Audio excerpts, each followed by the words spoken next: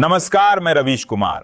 क्या आपने कभी सोचा है कि जब देश के नेता मंच से गरजते हैं कि घर में घुसकर मारेंगे, चुन चुन कर मारेंगे, तो असल में घर की चौखट इतनी कमजोर कैसे रह जाती है कि दुश्मन आराम से देश के अंदर घुस आता है और कैसे इतना बड़ा अंजाम दे डालता है। तो आज की हमारी रिपोर्ट में हम आपको दिखाएंगे वो सच जो शायद ही किसी चैनल ने इतने खुले तौर पर आपके सामने रखा हो। लेकिन उससे पहले अगर आप हमारे वीडियो को अभी तक देख रहे हैं तो इस वीडियो को एक लाइक करके अपने प्यारे से चैनल रवीश की न्यूज को जरूर सब्सक्राइब कर लीजिए, क्योंकि मैं यहां पर ऐसी ही खबरें बताता हूं जो शायद और किसी चैनल पर आपको देखने को मिले। तो प्लीज सब्सक्राइब कर लीजिए। दोस्तों, ये सिर्फ आपके एक सेकंड का काम है, लेकिन इससे हमें बहुत बड़ी मदद मिलती है। तो चलिए वीडियो में आगे बढ़ते हैं। तो दोस्तों, मैं आपको बता दूं कि कश्मीर के पहलगाम में हुआ आतंकी हमला एक बार फिर सरकार की सुरक्षा व्यवस्था और खुफिया तंत्र की पोल खोल गया है। और इस बार खुलासा किया है देश के सबसे भरोसेमंद अखबार इंडियन एक्सप्रेस ने, जिसने साफ साफ बताया कि सरकार के पास हमले की पूरी जानकारी पहले से थी, फिर भी इतना बड़ा हमला हो गया। सोचिए, देश के गृह मंत्री अमित शाह बार बार टीवी पर आकर कहते हैं कि आतंकियों को चुन चुन कर मारेंगे, लेकिन सवाल यह है कि जब आपके पास पुख्ता इंटेलिजेंस थी तो हमला रोका क्यों नहीं गया?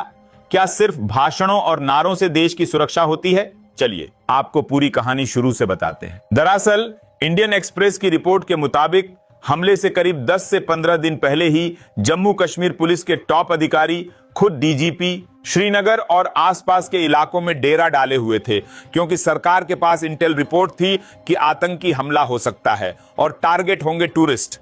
अब देखिए, सुरक्षा बढ़ाई गई, लेकिन सिर्फ श्रीनगर के डल लेक, मुगल गार्डन और टूरिस्ट होटलों के आसपास, जबकि असली हमला हुआ साउथ कश्मीर के पहलगाम में, जहां सुरक्षा का नामो निशान तक नहीं था। क्या यह महज एक चूक थी या फिर इंटेलिजेंस को सही से समझने और लागू करने में भारी लापरवाही? रिपोर्ट में बताया गया कि आतंकी हमला करने वाले 4 लोग 2 स्थानीय और 2 पाकिस्तानी हमले से 4 से 5 दिन पहले ही इलाके में आ गए थे। स्थानीय लोगों के बीच घुल मिल गए, चाय की दुकानों पर बैठे लोगों से बात की और किसी को शक तक नहीं हुआ। सोचिए, ये आतंकी इतने बेखौफ थे कि खुलेआम घूम रहे थे और हमारी पुलिस, हमारी सुरक्षा एजेंसियां बस श्रीनगर में ही सख्ती दिखा रही थीं। क्या आपको नहीं लगता कि ये एक बहुत बड़ी नाकामी है? और सबसे बड़ी बात, जब हमले के बाद ये रिपोर्ट सामने आई तो सरकार और गोदी मीडिया ने मिलकर इसे दबाने की पूरी कोशिश की, लेकिन सच छुपता नहीं है दोस्तों। इंडियन एक्सप्रेस ने पुलिस सूत्रों के हवाले से लिखा है कि इंटेलिजेंस रिपोर्ट बिल्कुल साफ थी।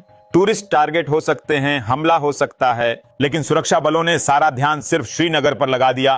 पहलगाम को लगभग नजरअंदाज कर दिया गया। और जब हमला हुआ तो सरकार की तरफ से वही पुराना रटा रटाया जवाब, हम चुन चुन कर बदला लेंगे, आतंकियों को मिट्टी में मिला देंगे। लेकिन सवाल यह है कि जब आपके पास पहले से जानकारी थी तो हमला क्यों नहीं रोका गया?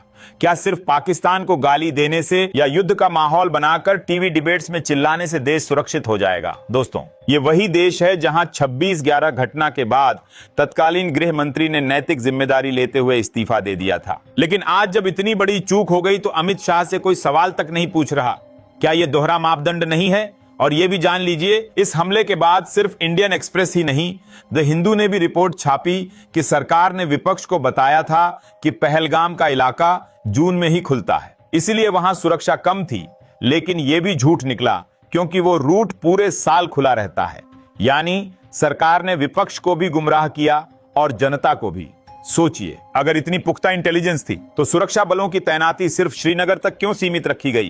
क्या पहलगाम के टूरिस्ट कम कीमती थे? क्या उनकी जान की कीमत कम थी? और सबसे बड़ा सवाल, क्या सरकार की प्राथमिकता सिर्फ टीवी पर दिखावे की है या असल में देश की सुरक्षा?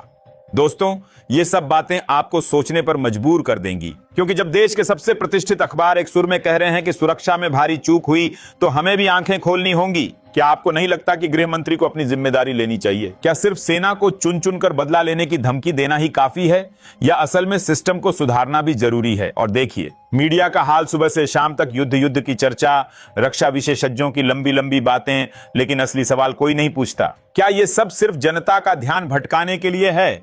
क्या हमें अपनी गलतियों से कभी सबक मिलेगा? दोस्तों, ये सवाल सिर्फ मेरे नहीं, पूरे देश के हैं। अब समय है कि हम सब मिलकर सरकार से जवाब मांगें, क्योंकि देश की सुरक्षा से बड़ा कोई मुद्दा नहीं हो सकता। और कौन नहीं चाहता कि पीओके पर कब्जा हो जाए?